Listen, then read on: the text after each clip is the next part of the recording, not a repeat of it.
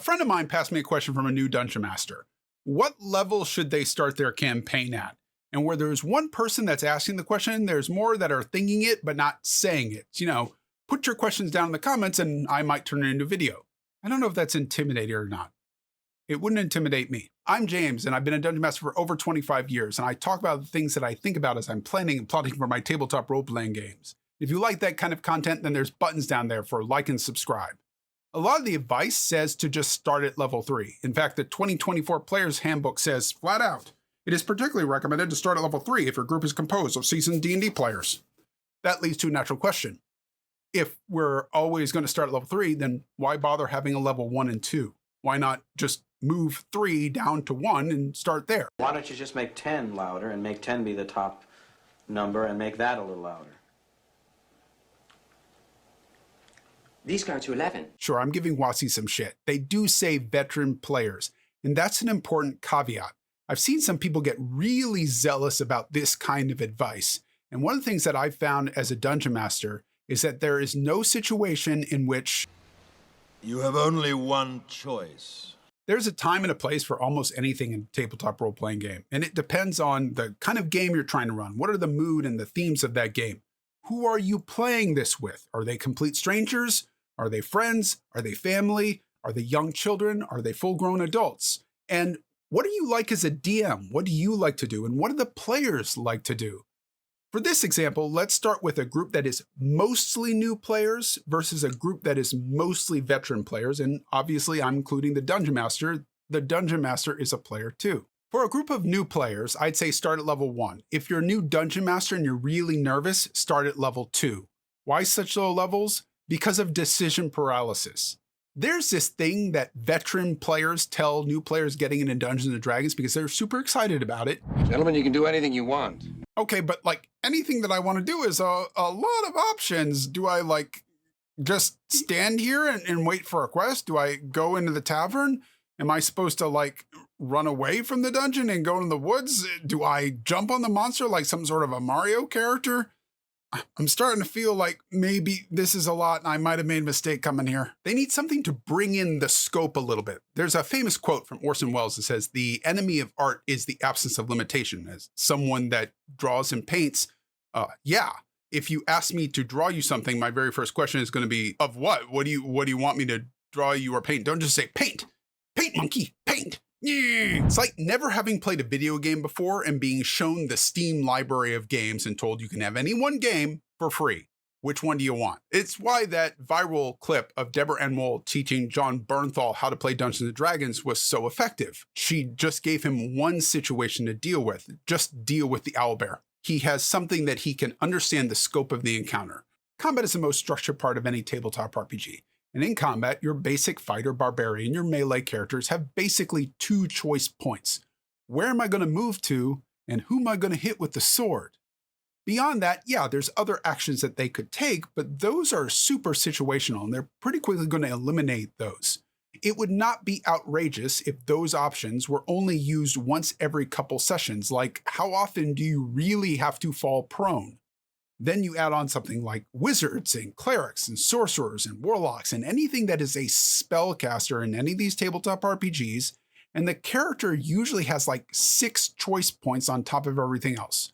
Where am I going to move to so I don't become this goblin's favorite pincushion? And who am I going to attack? And which spell would be the best spell for me to use right now?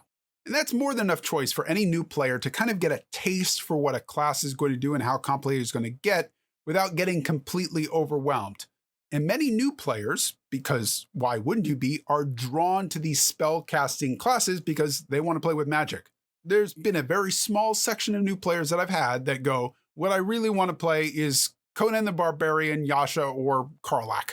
If I was a brand new Dungeon Master, the reason that I might go to level 2 is that I am worried that in my newness, my inexperience, that I might accidentally do something that kills the players, even if they are very tactical about it, go out and get good intelligence, they make smart decisions, and maybe the dice just play against them. Maybe I didn't know how to manipulate the action economy, whatever it is. I killed the players and it didn't feel like a deserved kill. The party wiped, not because of their incompetence, but because of my inexperience, and that doesn't feel good to the players, and then I may never get to play Dungeons and Dragons again.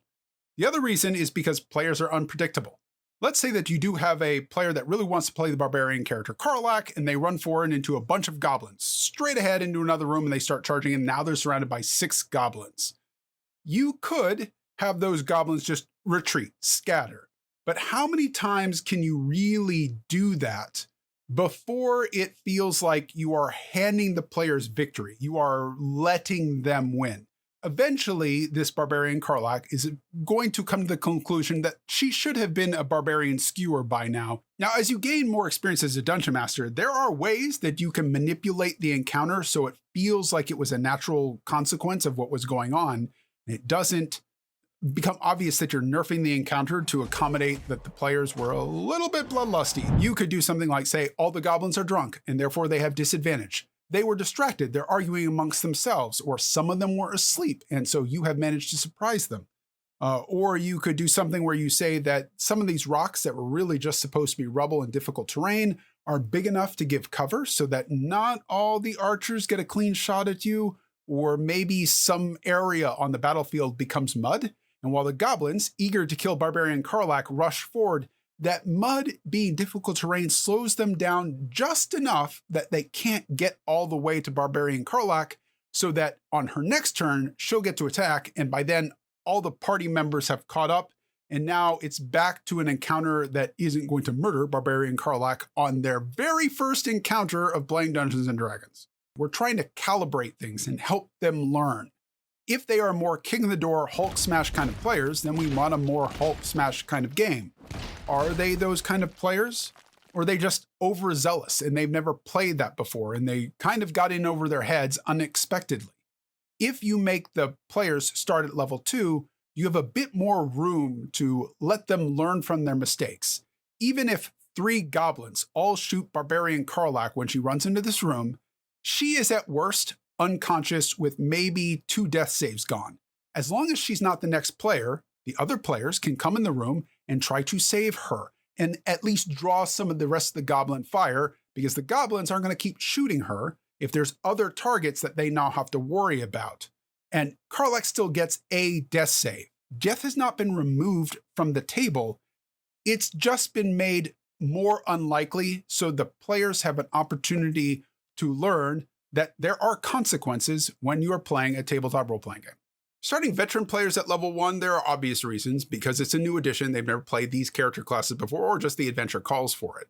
But my home games, I also do it because I want the players to experience that fragility of a hero. That hero that rises up from just the rest of the common folk. They were just another guard, just another priest or a hedge wizard. They were really nothing special until some tragedy befall this village or wherever they are, and they chose to act. Because to me, to my mind, that is the mark of a hero versus just the common ordinary people. Instead of just sitting there wringing their hands over trouble, waiting for someone to come and save them, they acted.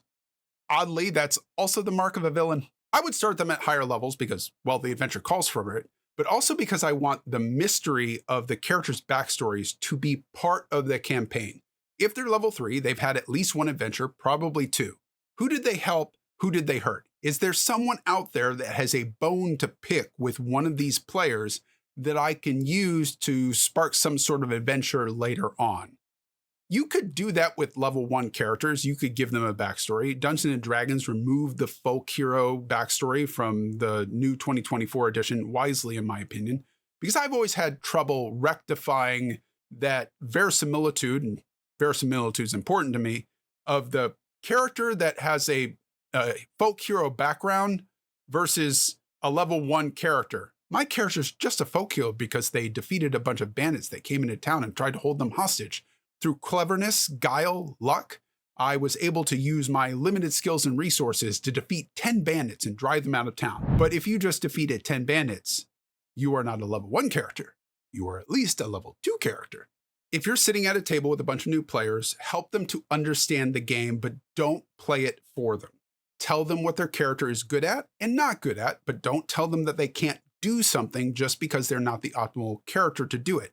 Sure, A barbarian might be a better choice to pick up a giant sledge to knock a wedge out of a bunch of gears to drop a drawbridge, but a wizard could do it too. The barbarian just may have to take it from them eventually, say, hey, let me do it. And that's a good story moment for the characters.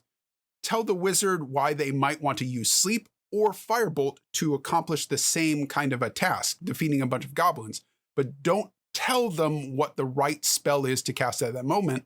That's their choice. Let them play their character.